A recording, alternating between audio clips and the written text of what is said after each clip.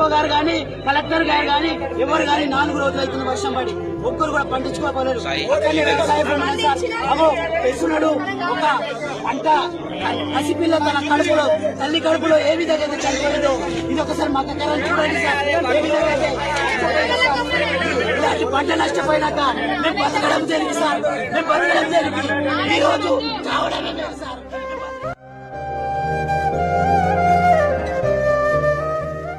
పంట మీద ఆధారపడి ఒక్కొక్కది 4 ఎకరాలు 2 ఎకరాలు 100 ఎకరాల వరకు నష్టపోయినాం సార్.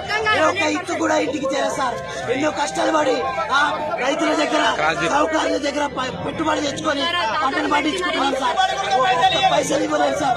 దయచేసి మేము ప్రభుత్వాన్ని ఒకటే డిమాండ్ చేస్తున్నాం, తక్షణమే రైతులకు పరిహారం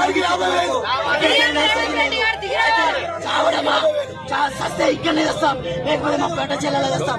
మాకు మాత్రం పరిహారం తప్పకుండా